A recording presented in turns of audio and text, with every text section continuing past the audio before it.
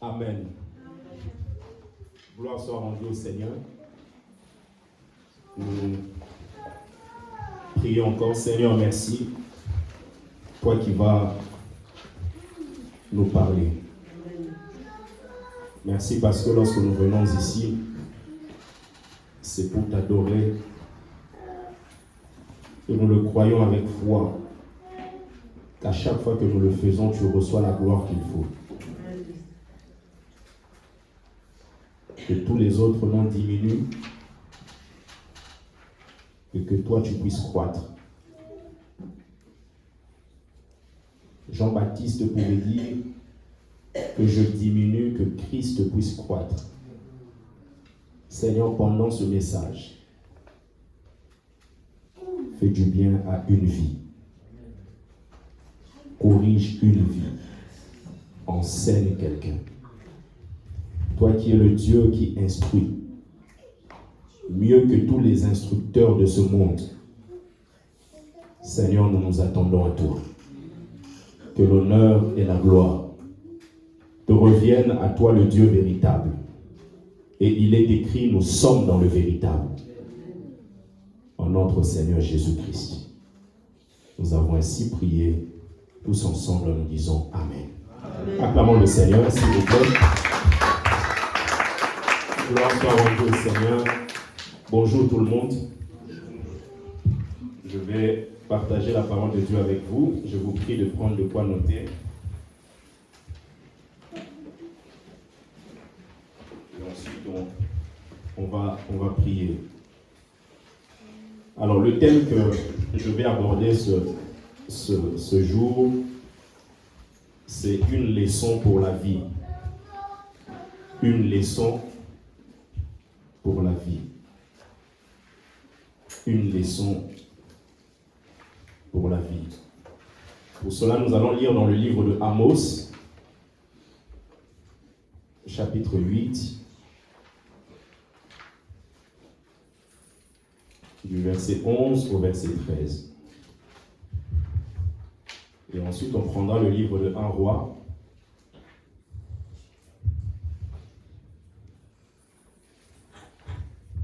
chapitre 3. On lira du verset 16 au verset 28. Je commence avec le livre d'Amos, chapitre 8, du verset 11 au verset 13. La Bible dit: Voici les jours viennent, dit le Seigneur, l'Éternel, où j'enverrai la famine dans le pays, non pas la disette du pain et la soif de l'eau, mais la faim et la soif d'entendre les paroles de l'Éternel. Ils seront alors errants d'une mer à l'autre, du septentrion à l'orient. Ils iront ça et là pour chercher la parole de l'Éternel, et ils ne la trouveront pas. En ces jours, les belles jeunes filles et les jeunes hommes mourront de soif. Amen. Amen. 1 roi, s'il vous plaît. 1 roi, chapitre 3, du verset 16 au verset 28. Je vais lire ça ici rapidement.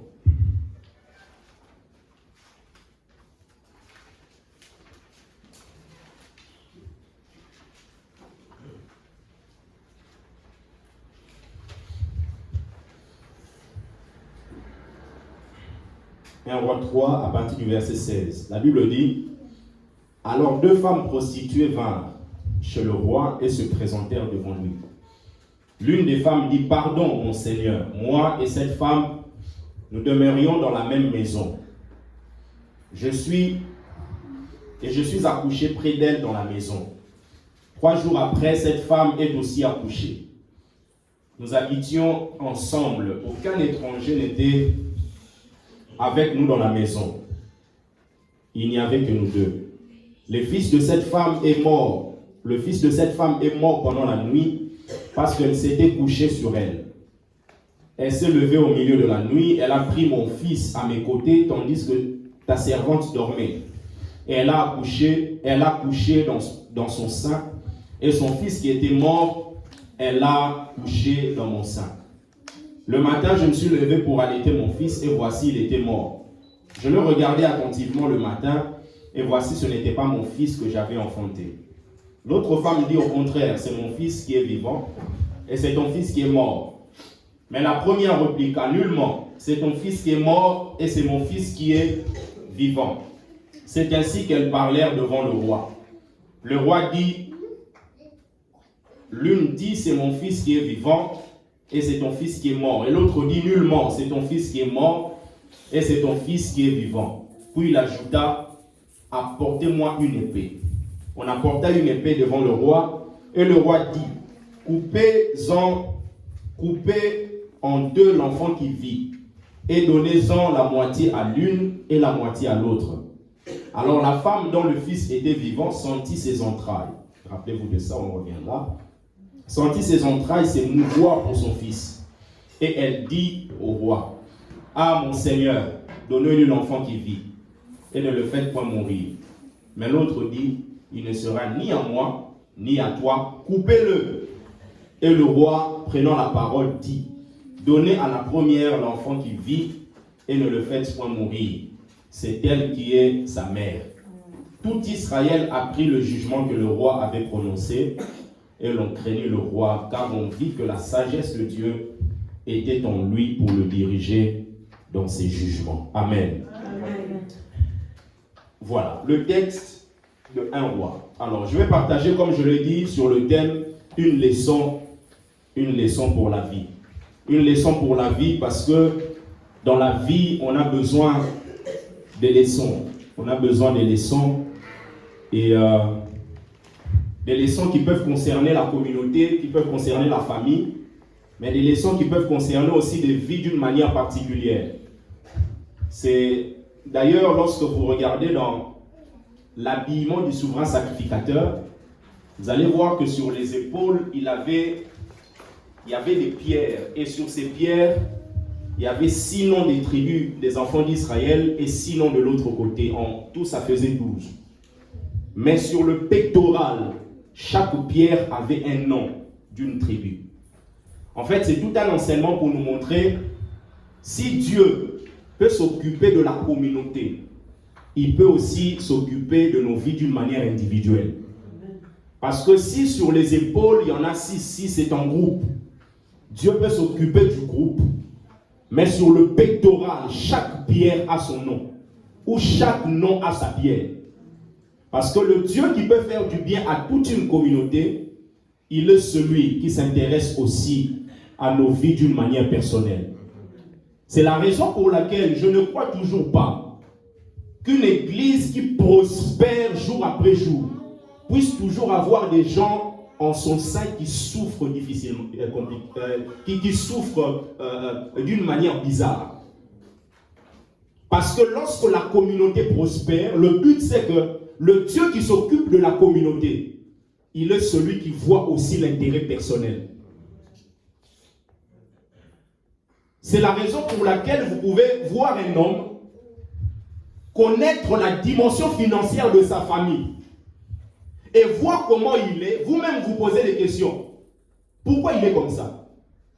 Pourquoi? Parce que la dimension familiale, c'est la dimension communautaire.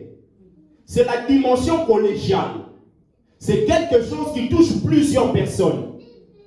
Donc on sous-entend que quand ça touche la communauté, il faudrait que d'une manière personnelle, les gens appartenant à cette communauté puissent aussi refléter la même gloire. C'est pour cela quand vous voyez un père qui est riche, ses enfants être dans des écoles bizarres, vous pouvez vous dire, mais ça, il y a quelque chose d'anormal qui est dedans.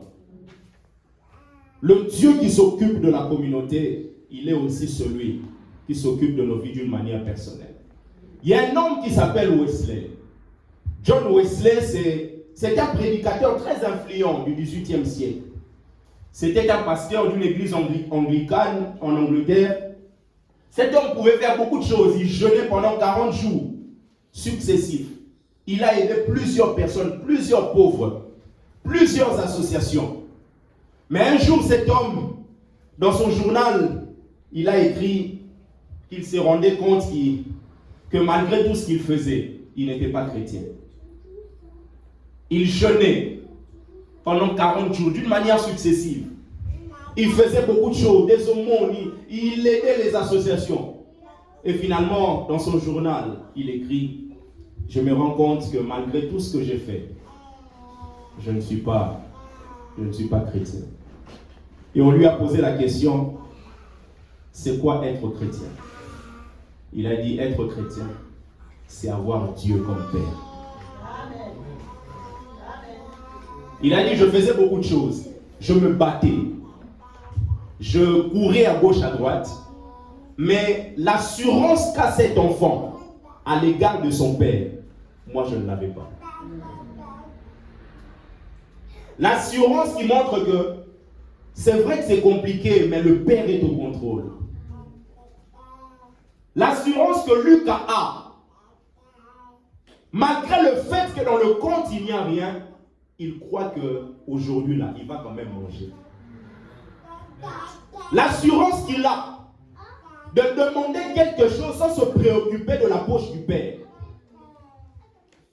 Si un enfant physique ne se préoccupe pas de la poche du père, sachant que le père peut manquer, à combien plus forte raison, nous qui avons un père qui a des choses illimitées. Il a dit, j'ai fait beaucoup de choses, mais je me rends compte que Dieu, je ne le prenais pas vraiment comme père. Est-ce que vous prenez Dieu comme père? Parce que à l'église, nous pouvons être là, mais être celui qui considère Dieu comme père, c'est autre chose. Est-ce qu'il est votre père? Parce que la plus grande révélation dans la nouvelle alliance, c'est que Dieu est notre père. Des hommes ont servi Dieu dans le passé. On fait même des miracles et des prodiges. Vous allez voir, il y a des hommes qui ont fait des miracles qui n'étaient même pas nés de nouveau. Moïse n'a jamais été né de nouveau. Élie n'a jamais été né de nouveau. Mais ces gens ont fait des prodiges. C'est la raison pour laquelle, même à l'église, ne soyez pas des gens qui courent derrière les charismes. Le charisme a toute sa place. Mais le problème du charisme, ce n'est pas la manifestation, c'est la source du charisme. Parce que l'esprit de Python peut dire quelque chose de bien, mais la source n'est pas bonne. C'est pour cela, en tant qu'enfant de Dieu, il faut toujours regarder la source. Quelle est la source? Ça peut être bien, mais la source.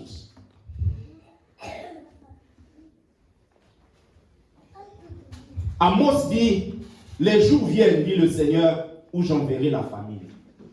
Mais quelle famine? Pas la famine du pain, pas la famine de l'eau. Il dit la famine d'entendre la parole de l'Éternel. D'entendre la parole de l'Éternel. Jour après jour, il y a des gens qui ont soif d'entendre. D'entendre Dieu. Parce que même dans le milieu ecclésiastique, nous avons des gens qui sont là, mais qui ne font pas entendre aux autres la parole de l'Éternel. J'ai suivi un jour un prédicateur, du début à la fin, il parle de la politique. Pas de la politique pour donner des leçons de vie, mais pour pousser les gens à être derrière lui. Parce que lui soutient un parti, il faudrait que ces gens soutiennent aussi le même parti. Et à la fin, vous avez l'impression que vous étiez dans un truc, vous n'avez rien reçu. Et de telles personnes, de telles églises, c'est vrai que les gens ne sont pas identiques, mais il y a forcément des gens qui sont là, qui ont soif d'entendre les paroles de l'Éternel. Il faut chercher à entendre. Et quelquefois, le problème, c'est que lorsque nous entendons, nous n'allons pas jusqu'au bout. Pourquoi? Parce que quelquefois, lorsque vous entendez, Dieu va vous demander des choses un peu comme Abraham. Et malheureusement, plusieurs au milieu de nous, lorsque nous entendons, nous acceptons d'aller, mais d'aller avec un couteau en caoutchouc. Lorsque Dieu envoie Abraham, Abraham ne va pas avec un couteau en caoutchouc. Il va avec un vrai couteau. Et quelquefois, plusieurs au milieu de nous, nous savons très bien, comme je l'ai dit la fois passée, ce couteau ne fera pas l'affaire. Mais on va quand même avec. Pourquoi? Parce que nous aimons plus Isaac que l'Éternel. Nous aimons plus ce que Dieu nous a donné que le Dieu qui est le donateur. Nous nous attachons plus au don au lieu de nous attacher au donateur. Le don peut avoir des problèmes, mais le donateur ne peut jamais avoir de problème. Le don peut être étouffé, mais le donateur ne sera jamais étouffé. Attachons-nous au donateur. Allons-y avec des vrais couteaux, afin que nous puissions expérimenter la dimension du Dieu qui pourvoit. La parole de Dieu est suffisante. Est suffisante en autorité. Dans la parole de Dieu, il y a l'autorité suffisante afin de pouvoir opérer des choses. Rien ne peut s'opposer à la parole de Dieu. Il peut y avoir des embûches, mais la parole de Dieu finira toujours par passer. La parole de Dieu est suffisante en puissance. Lorsque Dieu libère sa parole, la Bible dit sa parole ne descend pas et ne revient pas à lui sans avoir exécuté sa volonté et accompli ses desseins.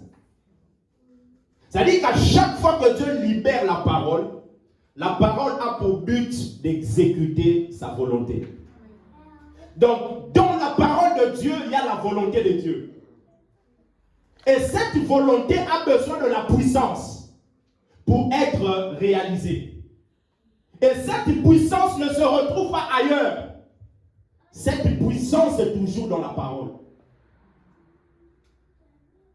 C'est la parole qui peut faire en sorte qu'une femme qui n'enfantait pas puisse enfanter. Parce que la parole appelle à l'existence des choses qui n'existent pas. La parole de Dieu est suffisante en confiance, en force, en sagesse. Et face à la parole de Dieu, bien-aimés, en tant qu'Église, faisons très attention aux gens que la Bible appelle des médecins de néant. C'est-à-dire que des gens qui connaissent tout, mais qui ne peuvent pas vous guérir. Vous savez, il y a des gens qui ont un avis sur tout. Tu lui parles de ça, il dit je connais. Il parle de ça, je connais. Je sais comment ça marche. Je sais comment ça fonctionne. Il connaît tout. Mais le problème, c'est qu'il ne peut pas vous guérir. Regardez la vie de Job. Job traverse un monde très compliqué. Et Job, comme chacun de nous, avait des amis. Mais le problème, c'est que la théologie de Job n'était pas la même que la théologie de ses amis. C'est pour cela que quand vous marchez avec des gens, ne vous contentez pas juste d'avoir qu'il est congolais comme moi. Posez-vous aussi la question, quelle est sa théologie? Parce que selon les amis de Job, un homme ne peut pas souffrir sans qu'il y ait péché quelque part. C'est la raison pour laquelle ils amenaient toujours Job à lui faire comprendre que tu dois bien réfléchir. Quel est le péché qui se cache dans ta vie? Parce que Dieu ne peut pas faire ça à un juste. Toi, tu dis que tu es juste, mais comment tu peux souffrir comme ça? Tu perds tous tes biens. Tes enfants ne sont plus là. Et toi, tu es là, tu te contentes à bénir l'Éternel. Mais un moment, réfléchis. Ce Dieu-là, il est le Dieu qui ne soutient pas les injustes. Donc, en toi, il y a forcément un péché. Le problème, c'est que leur théologie était mauvaise. Il y a des gens qui vont vous pousser, des fois même à commettre des dégâts, simplement parce que leur théologie est différente de la vôtre. Est différente de la vôtre. Lui, il fait ça. Oh, mais d'ailleurs, la Bible dit, ça dit que le verset qu'il prend là, il le sort de son contexte. Il veut juste te l'appuyer pour que tu puisses dire, ah, c'est vrai, même la parole de Dieu dit ça. Mais il dit ça dans quel contexte? Dans quel contexte?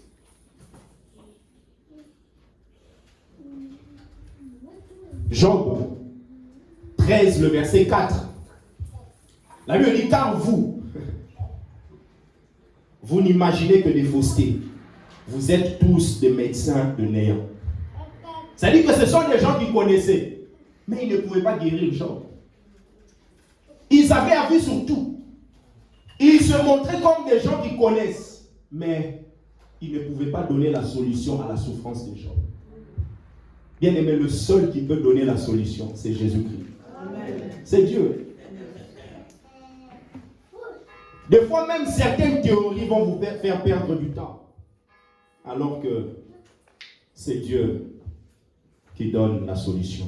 Et dans la Bible, nous avons plusieurs personnages qui ont vécu des choses. Et des choses que ces gens ont vécues doivent nous servir de leçon. 1 Corinthiens chapitre 10, le verset 11. La Bible dit, ces choses leur sont arrivées pour servir d'exemple. Et elles ont été écrites pour notre instruction, à nous qui sommes parvenus à la fin des siècles. Et nous allons, avant d'aller terminer, nous baser sur cette histoire de deux femmes prostituées qui dormaient dans la même maison. Et ces femmes vivaient au temps du roi Salomon. Je crois que le samedi, j'ai essayé de parler un peu de Salomon. Le roi Salomon, c'est celui qui vient après David et c'est celui qui avait demandé la sagesse à l'Éternel. Il a dit, donne-moi la sagesse, je suis un jeune homme qui est à la tête de la nation. J'ai besoin de la sagesse pour bien conduire ton peuple. Dieu lui dit, comme tu as demandé la sagesse, tu n'as pas demandé la mort de tes ennemis, tu n'as pas demandé des richesses d'une manière égoïste. Je te donne non seulement ce que tu as demandé, mais je te donne au-delà. Parce que Dieu nous donne au-delà de ce que nous demandons ou pensons. Dieu lui donne.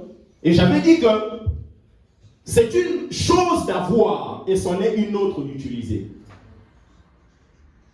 Vous pouvez avoir quelque chose, mais ne pas bien l'utiliser. Il a reçu la sagesse et sa fin a été mauvaise. Mais cette sagesse a montré ses effets quand même. Notamment sur la situation de ces deux femmes. Ces deux femmes étaient en train de dormir. Et la Bible déclare que la fille de l'une est morte. Le fils de l'une est mort. Et finalement, la fille, la femme à qui l'enfant était décédé, a pris son enfant, a posé à côté de l'autre femme, et a pris l'enfant de l'autre femme, a mis à ses côtés. Et maintenant, le matin, c'était un problème. Comment résoudre ça? La première des choses, bien aimées, dans le parcours de la vie, on rencontrera des situations très compliquées. La seule chose qui va nous sauver, c'est la sagesse. Quand vous lisez Proverbe, la Bible dit, la chose la plus importante, c'est la sagesse. Parce qu'une femme sage bâtit sa maison. Et une femme insensée renverse ça de ses propres mains. La sagesse bâtit des structures. La sagesse bâtit même une église. Une église dans laquelle les gens ne sont pas sages. Vous pouvez être jeune même en âge. Mais si vous n'êtes pas sage, vous allez faire des dégâts ici. Un jour, je parlais avec mon parrain de mariage, il est pasteur. Il m'a raconté un peu comment ça se passait à l'église. Il y avait un jeune qui modérait. Il modère et il se rend compte que les gens ne chantent pas vraiment comme il faut. Il a dit à celui qui joue au piano, coupe. Il est venu. Mais pourquoi vous ne chantez pas? Oh. Certains avec leurs yeux là me regardent aussi. Dis mais comment tu peux dire ça? Ça c'est un scandale. Et quelquefois même au culte là, ne pas chanter là, ça ne veut pas dire que la personne n'est pas là. Parce que quelquefois le silence, ça dit beaucoup de choses auprès de Dieu. Parce qu'on n'est pas là juste pour dire, on est là aussi pour entendre. Donc quand vous parlez en même temps que l'autre, vous n'allez pas bien entendre. Vous savez, quelqu'un peut être là très calme, mais très concentré, plus que quelqu'un qui est en train de bouger à côté. C'est pour cela, à l'église, il faut la sagesse. La sagesse bâtit les ministères. En tant que pasteur, je peux recevoir un message. Mais si vous n'avez pas de sagesse, le message divin peut détruire l'église. Oui. C'est-à-dire que c'est un message qui vient de Dieu. Mais le message communiqué sans sagesse, ça détruit l'église. Vous voyez que la sagesse bâtit. Et je prie au nom de Jésus que chacun de nous manifeste la sagesse dans sa vie. Qu'est-ce que nous pouvons tirer comme leçon dans la vie de ces deux femmes? Premièrement, il y en a 5, je vais vous donner rapidement. Premièrement, ne partagez pas votre intimité avec n'importe qui. Premièrement, ne partagez pas votre intimité avec n'importe qui. Dans 1 Roi chapitre 3, le verset 17, la Bible dit, l'une des femmes dit, pardon mon Seigneur, moi et cette femme, nous demeurions dans la même maison. Nous étions dans la même maison. C'est-à-dire que nous étions en train de partager l'intimité. Nous étions ensemble dans la même maison. Parce que ce que vous ne pouvez pas faire à l'extérieur, vous allez le faire dans votre maison. Donc la maison est un lieu d'intimité. Et un lieu d'intimité, on ne partage pas avec n'importe qui. Même au niveau de l'église, tout celui qui vient à l'église là n'est pas chrétien, n'est pas né de nouveau. Donc ce n'est pas juste parce que quelqu'un est à l'église, directement, oh non, je t'invite chez moi. Non, il y a des relations même à l'église, ça finit ici, ça reste ici.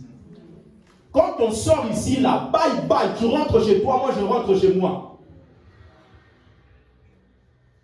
Oui. C'est-à-dire qu'il y a des gens même en tant que pasteur, même s'ils viennent présenter des problèmes, je ne les recevrai pas chez moi. Je trouverai un endroit là où je vais les voir. Ou moi j'irai chez eux, mais eux ne viendront pas. Même en tant que pasteur prédicateur, il y a des gens que je n'inviterai jamais prêcher. Mais moi je peux aller. Parce que quand j'y vais, je communique. Lui, quand il vient, il communique. Moi, je sais que je communique de bonnes choses. Mais lui, je ne suis pas sûr. Non. Oh. Non. Maman Tidina peut me servir. Maman Tidina sait que ce qu'elle sert là, c'est bien pour ma santé. Mais moi, en tant que sorcier, Maman Tidina ne sait pas ce que moi je vais servir. Donc, si il faut faire des choses, il faudrait que Maman Tidina me serve. Que Maman Tidina refuse que moi je le serve. Oui. Parce que sinon on va pleurer.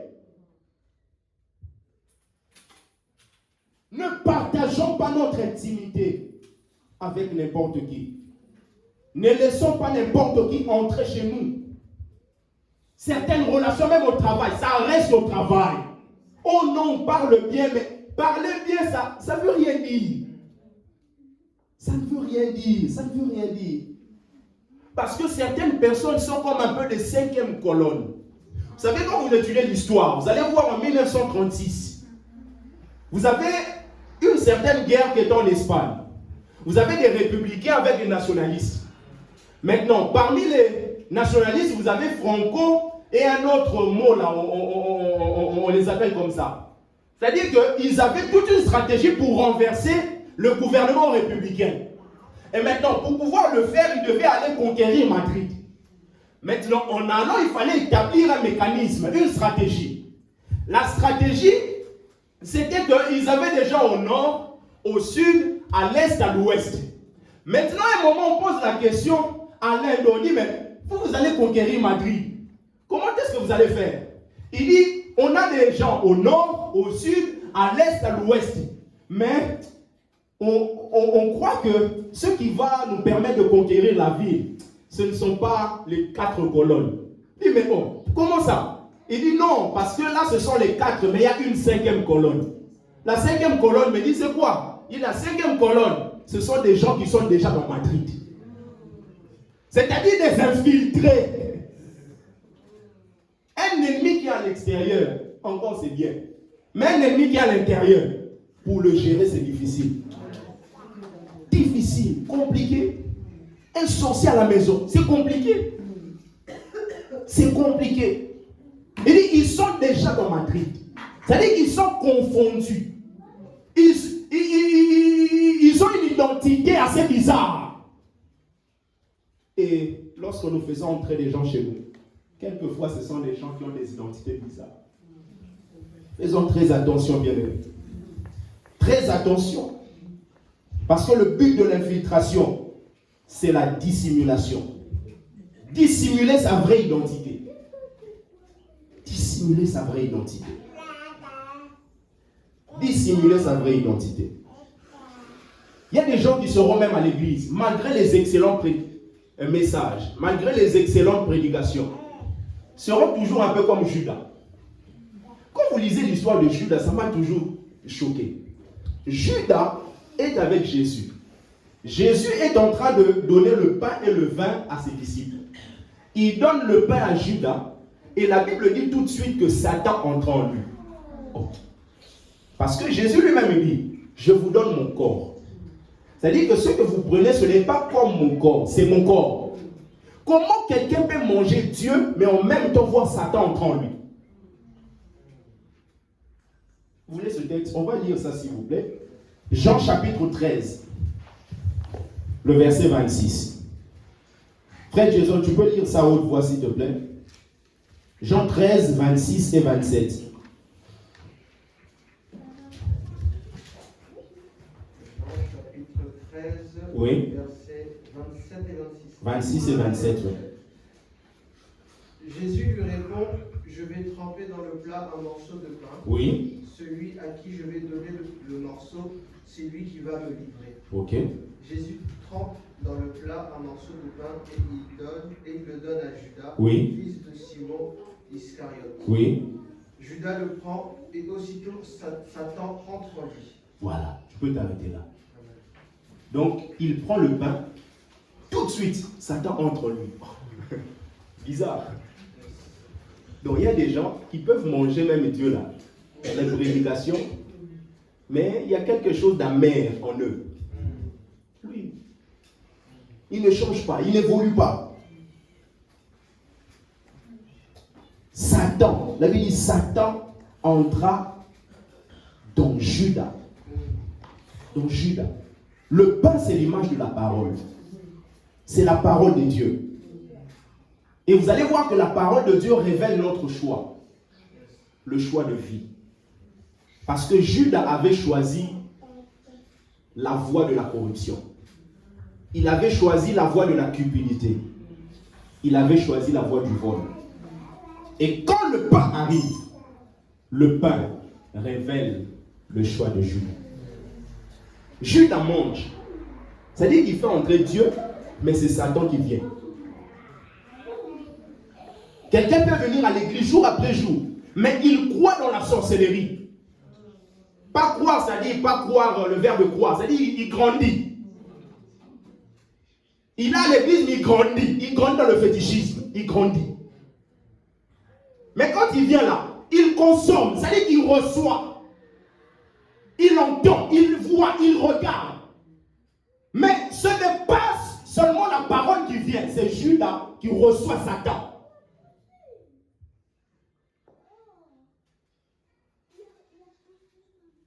Si vous en pouvez se dire, mais comment se dit que quelqu'un peut avoir une telle vie? Parce que la personne a fait un choix. Le choix de rejeter la profondeur du pain. Parce que la profondeur du pain vous fera toujours comprendre que ça ne peut pas cohabiter avec Satan. Non. Ça ne peut pas. Au moment où Satan arrive, en faisant le choix d'accepter Satan, dites-vous, le pain n'a plus sa place. C'est pour cela que quand Satan prend place, rien ne peut empêcher une personne. Il va même vendre son Seigneur. Et c'est en ce moment-là que Jésus a compris. Il dit non, mon ami, fais ce que tu as à faire. Parce que tu as le gage nécessaire. Le maître, le présent est déjà en toi. Parce que quand il est là, il va te pousser à tout accomplir. Quand Satan entre dans une maison, vous allez voir des gens faire des efforts, mais rien n'évolue. Rien n'avance. Vous avez l'impression que vous vous battez beaucoup, mais pour peu de résultats. Parce que Satan s'est introduit quelque part. Bien aimé, aujourd'hui nous allons prier. Le Dieu qui est capable de délivrer, qui puisse délivrer nos familles.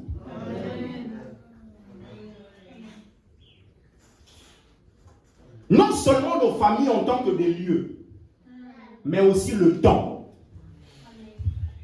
L'une des choses que Dieu a fait, la première des choses que Dieu a sanctifiées, depuis la création, ce ne sont pas des hommes. Ce ne sont pas des lieux. C'est le temps. La Bible dit Dieu sanctifia le 7e jour. Quand le temps est sanctifié, vous qui vivez sous le temps, votre ciel est ouvert. C'est pour cela que quand le temps est saturé de démons, pour être sur la terre avec beaucoup de capacités, mais vous avez l'impression que le ciel est fermé. Que notre temps soit sanctifié. Amen. La première des choses, évitons. Ne partageons pas notre intimité avec n'importe qui. Deuxièmement, pour aller vite,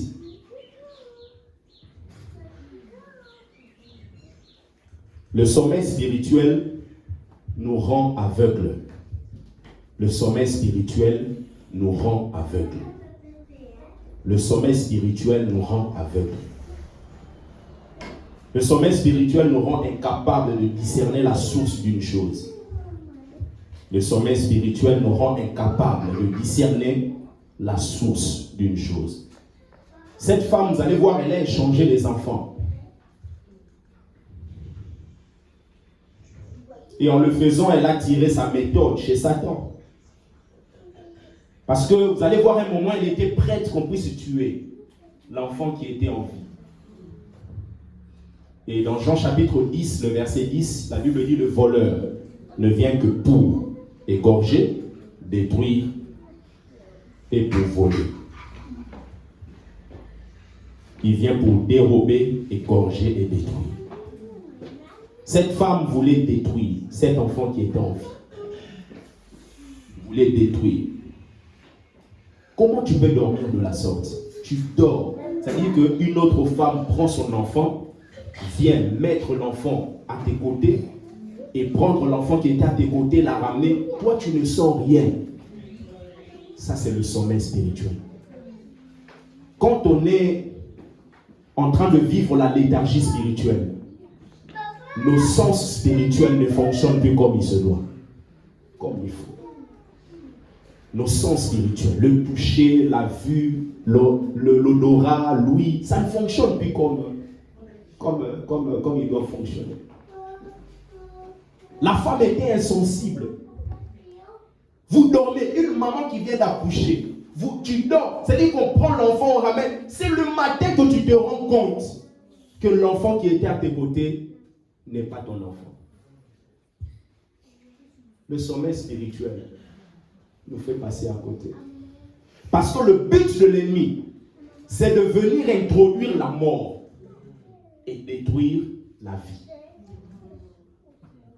Cette femme, à un moment, va dire, on va détruire cet enfant. Parce que le roi, pour pouvoir utiliser le roi, utilisant la sagesse pour savoir à qui appartenait l'enfant vivant, a dit on va prendre une épée, on va tuer cet enfant, couper en deux, donner un morceau à l'une et un morceau à l'autre. Mais cette femme-là, à qui l'enfant n'appartenait pas, a dit tuons-le. C'est la méthode de l'ennemi, c'est de tuer. Quand elle est venue, elle a laissé quoi? L'enfant qui est mort, n'est-ce pas? L'enfant mort, c'est l'image de la mort. Elle a pris quoi? L'enfant qui était vivant, c'est l'image de la vie. C'est le but de l'ennemi, voler la vie, mais introduire la mort. Introduire la mort. Mais quand est-ce que l'introduction de la mort réussit? Lorsque nous sommes dans le sommeil spirituel. Lorsque vous dormez au niveau de la famille. Tous les autres sens physiques fonctionnent, mais les sens spirituels ne fonctionnent pas. Ça détruit. Ça détruit. Le mercredi passé, je prêchais dans une église en ligne. Pendant que je prêchais, Dieu me donne un message. Je ne voyais pas bien le visage de la personne, mais je recevais un message comme quoi il y avait une femme qui était là, qui avait des difficultés par rapport à ses règles en tant que femme, des menstruations. Je donne le message, je dis, la personne qui est concernée puisse aller voir le pasteur de l'église, que le pasteur prie pour elle, parce que l'objectif c'est que vous puissiez être délivrés, et derrière ça, l'ennemi veut provoquer un certain nombre de choses derrière ce problème qui semble être petit. Et tout juste après, il y a une sœur qui est partie voir le pasteur. Je vous dis, d'une manière miraculeuse, il y a quelque chose qui s'est passé. Miraculeuse. Mais quand on est dans un sommeil spirituel, c'est-à-dire que même pour capter le message là, vous n'allez pas capter. Vous allez passer à côté. Bien-aimés, réveillons-nous. Amen. Amen. Troisièmement, pour aller vite, vous pouvez noter s'il vous plaît, soyons vigilants, car certaines personnes, en commençant par Satan, n'ont rien à perdre.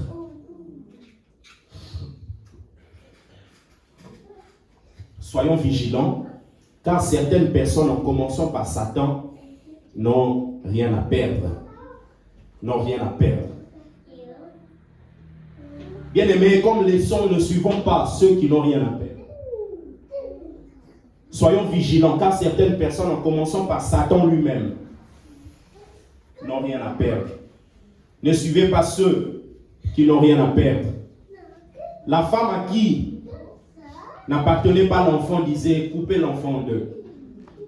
Elle voulait la destruction parce qu'elle n'avait rien à perdre. Elle n'a rien à perdre. Exemple du jeune prophète qui est trompé par le vieux prophète.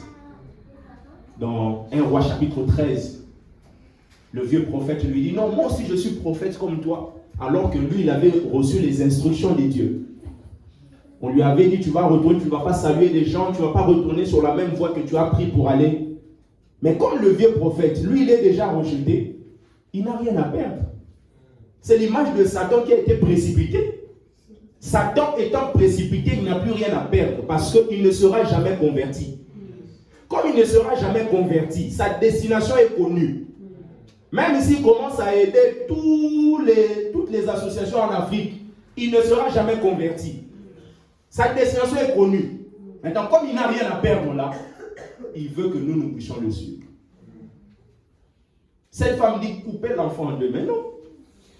Mais la femme à qui appartenait l'enfant, la Bible dit elle a senti à l'intérieur d'elle ses entrailles se mouvoir. Parce que ce qui va vous distinguer, ce n'est pas ce qui est à l'extérieur, c'est à l'intérieur. Elle n'a pas senti à l'extérieur les mains bouger, non, c'est à l'intérieur. Pourquoi? Parce que l'enfant qu'on voulait détruire ne venait pas de l'extérieur. Quand c'est quelque chose qui vient de l'extérieur, on peut dire avec légèreté, tuons-le. Parce que pour l'autre femme, ce n'est pas elle la maman de l'enfant. Donc l'enfant vient de l'extérieur. Mais pour la maman de l'enfant, non, ça vient de l'intérieur. Quand votre amour pour Dieu ne vient pas des lèvres, bien aimé, ça va se différencier, ça va se voir. Amen. Quand ça vient de l'intérieur, c'est l'abondance du cœur que la bouche parle. Quand ça ne vient pas juste de la bouche, mais ça commence au niveau du cœur. Et le cœur, c'est à l'intérieur. C'est d'ailleurs la différence entre la loi et la grâce. La loi, Dieu a donné à Moïse des tablettes. Des tablettes qui sont écrites, mais à l'extérieur de l'homme. Mais la grâce ramène le Saint-Esprit qui est un gage. Mais un gage posé où? Dans nos cœurs. Le Saint-Esprit viendra, il habitera en vous. Quand c'est à l'intérieur, c'est différent. Quand c'est à l'intérieur, c'est différent. Parce que la circoncision du cœur aura toujours plus d'importance que la circoncision de la chair. La circoncision, l'amour du cœur aura toujours plus d'efficacité que l'amour extérieur des lèvres. Une vie de consécration profonde va toujours se distinguer d'une vie d'apparence. Cette femme n'avait rien à perdre. Bien aimé, combien nous sommes entourés des gens qui n'ont rien à perdre? Combien détruisent leur avenir? Combien? Combien? Cette femme avait rien à... Parce qu'elle s'était déjà couchée sur son enfant. Ce n'est pas quelqu'un d'autre qui est venu tuer son enfant. C'est elle-même qui s'est... Elle s'est couchée sur son enfant. Combien de personnes sont en train de détruire leur destinée et se rendent compte que non, mon mariage est baby nango, marié au baby sapé yayo. Combien de gens ont du mal à vivre la défaite dans leur vie personnelle, mais veulent que cette défaite soit collégiale. Combien d'hommes de Dieu ne sont plus crédibles? Crédibles. C'est-à-dire qu'il est homme de Dieu, il n'est plus crédible. Pourquoi? Parce qu'il a fait plein de... il a engrossé plein de filles, il a fait plein de dégâts, mais il veut te prendre, t'associer dans ses affaires, pour que toi aussi tu perdes la crédibilité. Parce qu'il y a certaines choses, les gens vont commencer à vous donner des mots ou des messages par rapport à ceux qui sont tout autour de vous. Il a tellement détruit sa destinée, il veut aussi que les autres soient détruits. Combien de jeunes filles ont détruit leur avenir et veulent aussi que les autres jeunes filles soient détruites? Bien aimé, que Dieu te préserve. Combien se couchent sur leur bénédiction? Combien se couchent sur leur mariage? Combien se couchent sur leur avenir ministériel? Combien se couchent sur leur avenir professionnel? Nous-mêmes. Et ce que j'aime, la quatrième chose, la parole de Dieu met fin aux contradictions. La parole de Dieu met fin aux contradictions. C'est l'épée qui a arrêté les contradictions. C'est l'épée qui a arrêté les contradictions. L'autre femme disait, c'est mon enfant. L'autre disait, c'est mon fils. L'autre disait, c'est mon fils. Mais le roi a dit, apportez-moi une épée.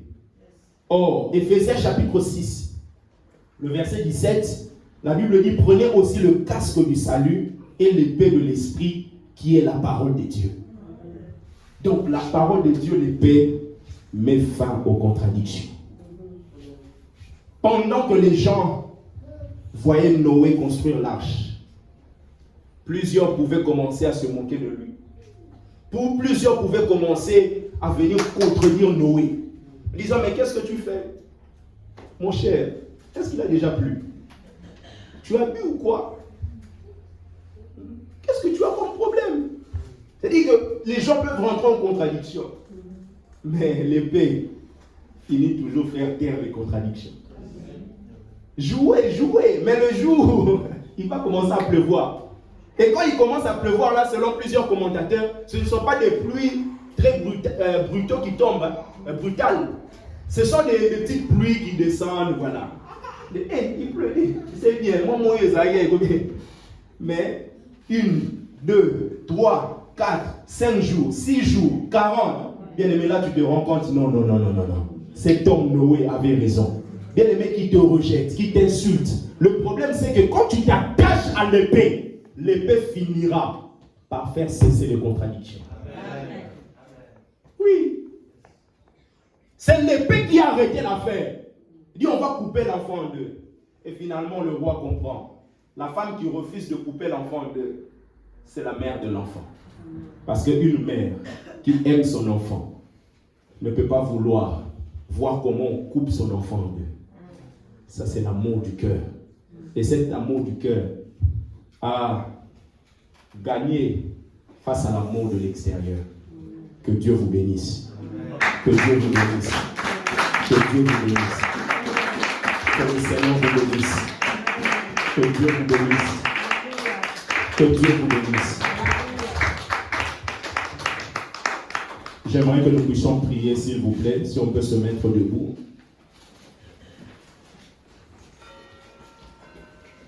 En commençant par la pensée de cet homme qui a dit, malgré tout ce que j'ai fait, je ne me sentais pas être chrétien. Parce que pour lui, être chrétien, c'est avoir Dieu comme Père.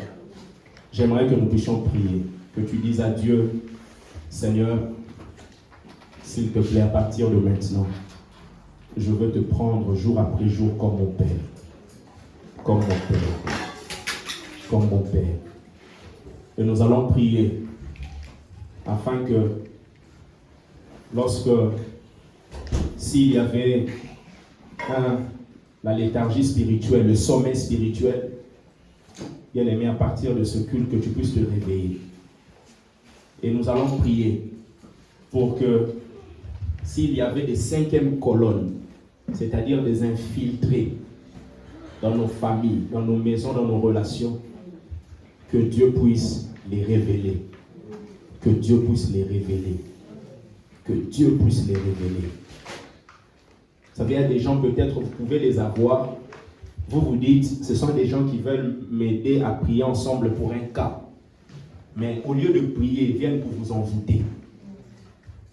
Vous vous dites, non, maman Claire est vraiment gentille. À chaque fois pour mon cas, elle veut qu'on prie ensemble. Mais maman Claire ne vient pas pour vous aider. Elle vient pour vous envoûter. C'est la raison pour laquelle il faudrait que vos yeux s'ouvrent, nos yeux s'ouvrent. Comprendre que malgré les bonnes motivations extérieures de maman Claire est sorcière. Est-ce que quelqu'un peut prier, s'il vous plaît? Prions au nom de Jésus. Éternel Dieu de gloire.